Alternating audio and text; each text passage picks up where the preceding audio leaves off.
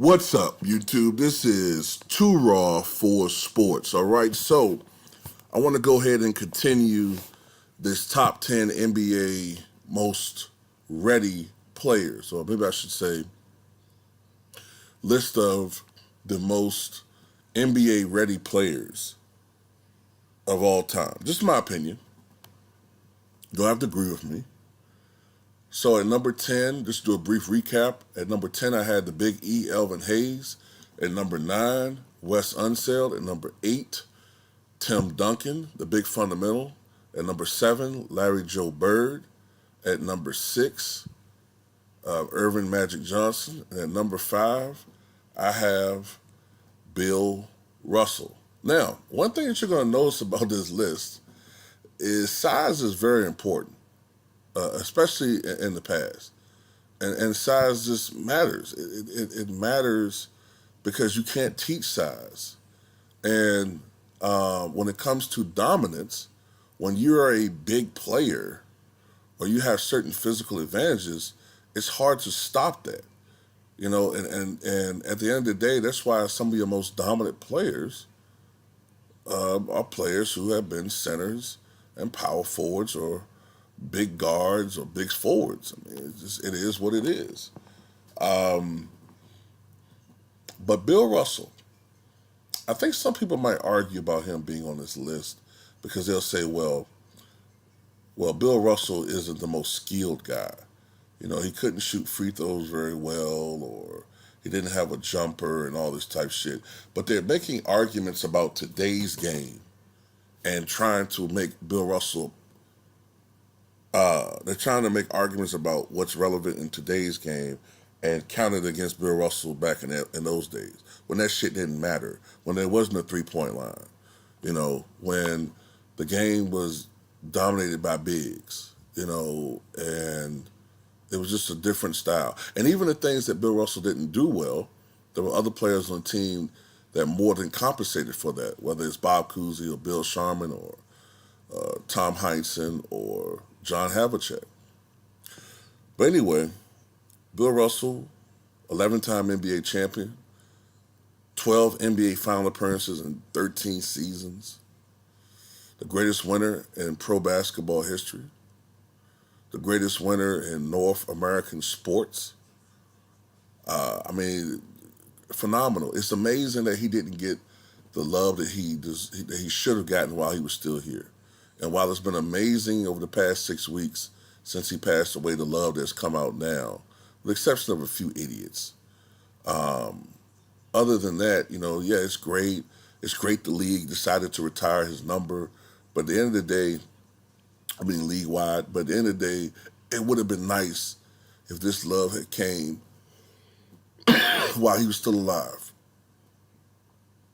But Bill Russell, born in the Deep South in Louisiana, Monroe, Louisiana, had to deal with a lot of extensive racism throughout his life, in particular his formative years growing up. It was really bad in Louisiana. So much so that after his mother passed away when he was 12, that's when his father decided to take the family to move to California. Not to say that there wasn't any racism out there, but it was better. Soon Bill Russell began to excel in sports. He took the basketball late, and he wasn't a natural talent per se. He wasn't a skilled player, but he had great instincts for basketball, especially on the defensive end. And by the time Bill Russell started playing college basketball, man, he was just a phenomenal player. 6'9", 210 pounds, great, tremendous athlete, world champion caliber jumper. I think in 1956, he was the number 7 rated high jumper in the world. People marvel at Wilt Chamberlain's athleticism, but Bill Russell would be a great athlete today. Over 40-inch legitimate, well over 40-inch vertical leap. 6'9", 210, 215. In college, his first year, uh, Bill Russell.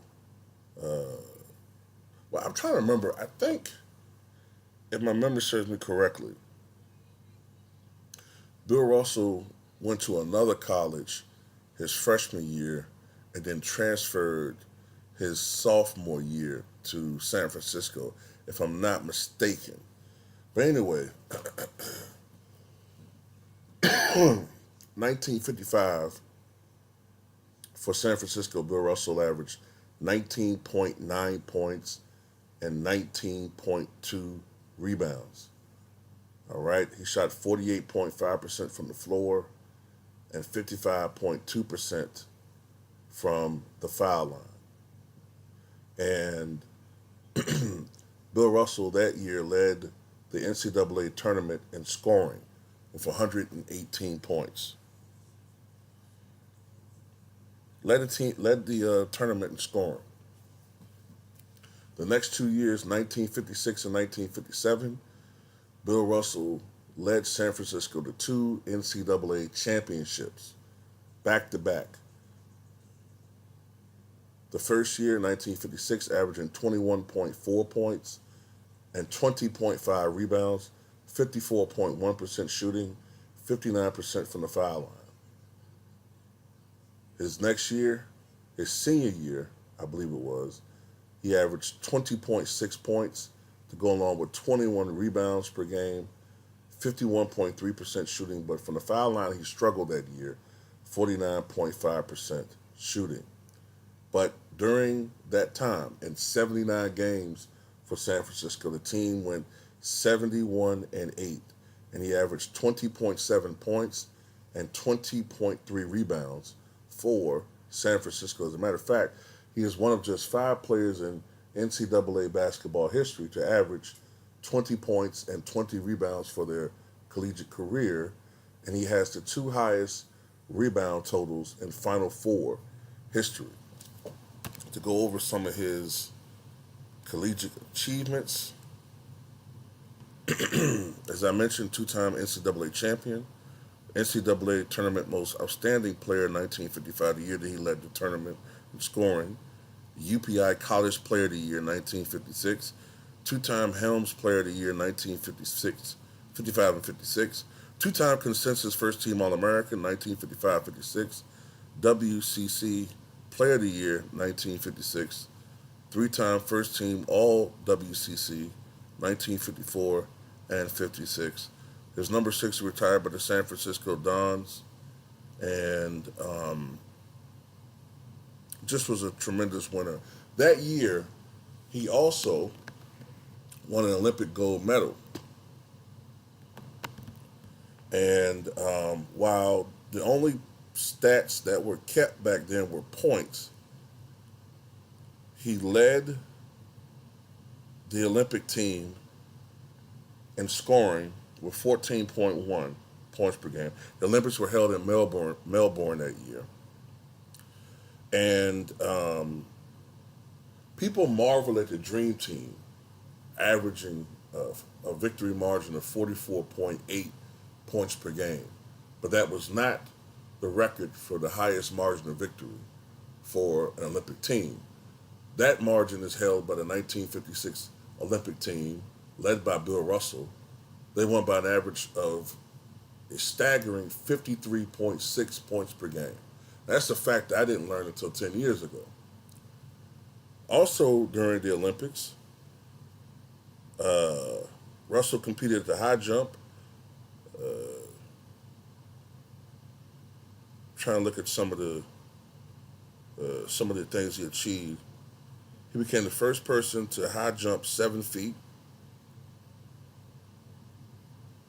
and he competed in the 440, which he completed in 49.6 seconds. So this is a extreme athlete. This is a crazy guy. One of his highest jumps occurred that year where he achieved a mark of 6 feet 9 1/4 inches, and it was that same Olympic where he became the first person to high jump 7 feet. So this is Bill Russell, a winner in college, a winner in the Olympics, in multi-sports, and then he's drafted by the Boston Celtics. And they'll tell you that these guys were not athletes.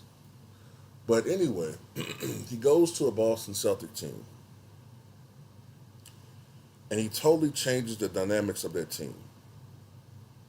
His rookie year in Boston, he averages 14.7 points, immediately leads the league in rebounds at 19.6 rebounds per game, and averages 1.8 assists per contest.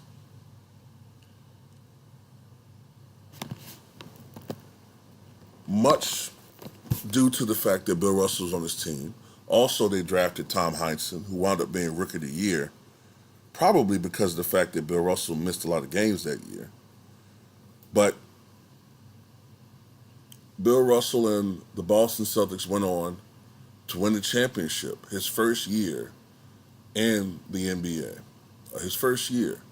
And of course, after losing barely to the then St. Louis Hawks in 1958, the Celtics were going to win 8 championships in a row. 8 in a row.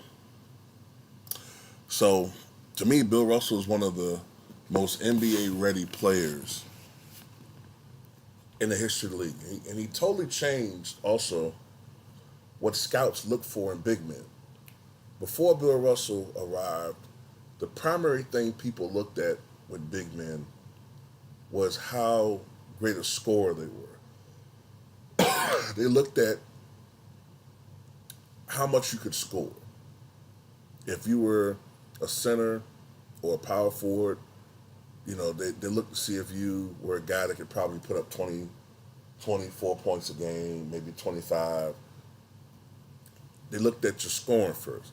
Defense was not looked upon as something that could be game-changing. This is what Red Auerbach was unique at, and why he's considered, in my opinion, I consider him the greatest architect of all time, all right? As far as head coach and pro. But Jerry West is right behind him as far as head coach and architect, and but anyway, tell me what you guys think.